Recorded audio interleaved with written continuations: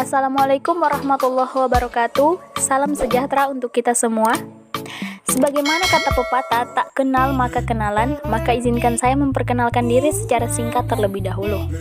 Perkenalkan, nama saya Trisilawati Aaban, stambuk 40119010 dari Fakultas Keguruan dan Ilmu Pendidikan, Program Studi Pendidikan Guru Sekolah Dasar, Universitas Tadulako.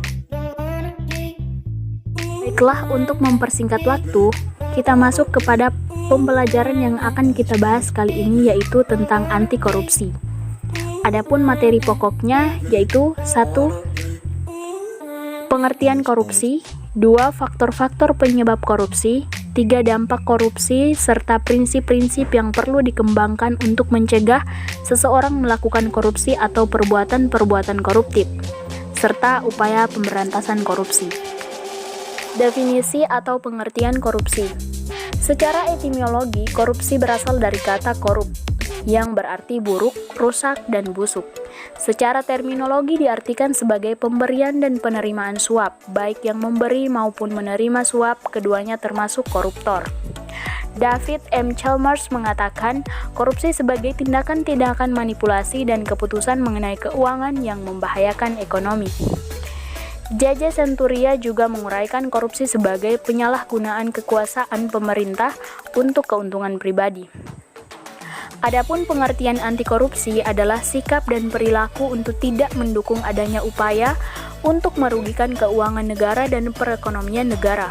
Dengan kata lain, anti korupsi merupakan sikap menentang terhadap adanya korupsi.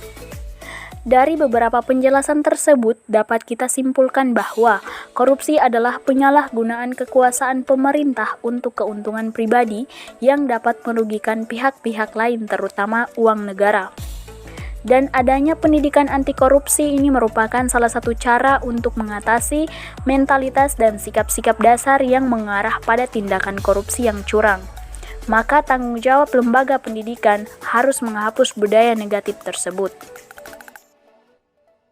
Adapun dalam pandangan Islam, korupsi dinilai sebagai perbuatan mempertukarkan Allah dengan sesuatu yang bersifat materi, karena tindakan korupsi merupakan manifestasi ketundukan seseorang pada wujud material selain Tuhan yang bertentangan dengan nilai tauhid.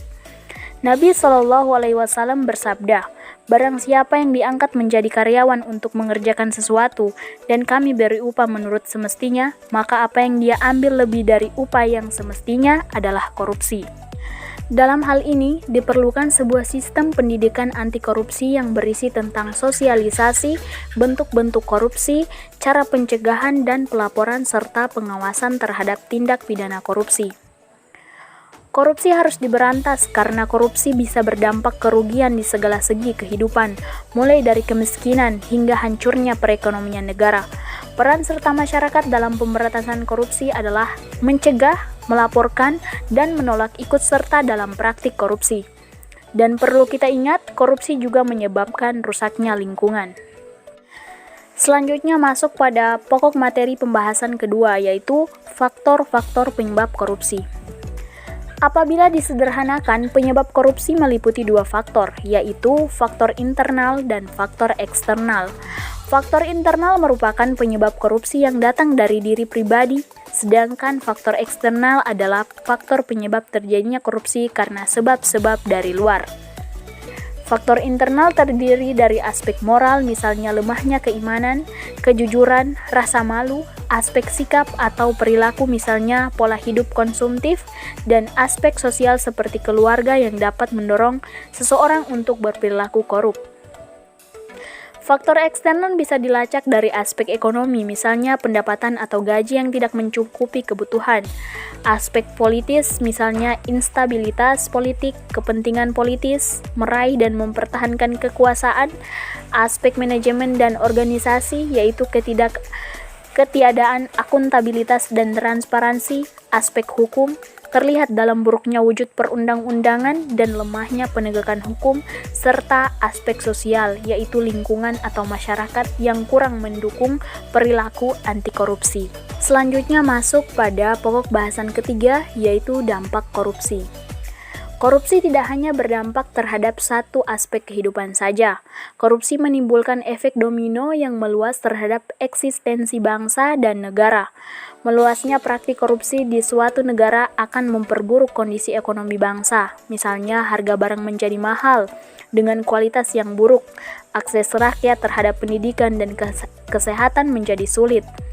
Keamanan suatu negara terancam, kerusakan lingkungan hidup, dan citra pemerintahan yang buruk di mata internasional sehingga menggoyahkan sandi-sandi kepercayaan pemilik modal asing, krisis ekonomi yang berkepanjangan, dan negara pun menjadi semakin terperosok dalam kemiskinan. Kemudian, pada pokok bahasan ketiga yaitu prinsip-prinsip anti korupsi. Adapun prinsip-prinsip anti korupsi yaitu akuntabilitas, yang kedua, transparansi. Yang ketiga, kewajaran untuk mencegah terjadinya manipulasi.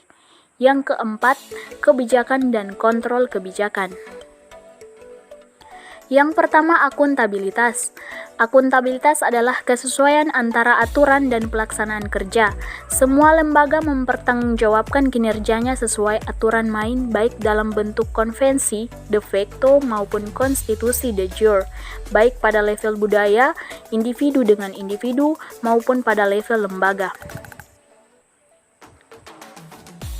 Kemudian, transparansi. Transparansi di semua proses kebijakan dilakukan secara terbuka, sehingga segala bentuk penyimpangan dapat diketahui oleh publik. Yang ketiga, kewajaran untuk mencegah terjadinya manipulasi atau ketidakwajaran dalam penganggaran, baik dalam bentuk markup dan lain-lain. Yang keempat, kebijakan dan kontrol kebijakan. Adanya kebijakan dan kontrol kebijakan untuk mengatur tata interaksi agar tidak terjadi penyimpangan yang dapat merugikan negara dan masyarakat. Selanjutnya masuk pada pokok pembahasan terakhir yaitu upaya pemberantasan korupsi. Adapun upaya yang dapat dilakukan yang pertama, upaya yang paling tepat untuk pemberantasan korupsi adalah menghukum seberat-beratnya pelaku korupsi. Dengan demikian, bidang hukum khususnya hukum pidana akan dianggap sebagai jawaban yang paling tepat untuk memberantas korupsi tersebut. Yang kedua, pendidikan anti korupsi yang harus diterapkan sejak dini. Upaya selanjutnya adalah sistem dan lembaga pemerintahan serta lembaga-lembaga negara harus direformasi.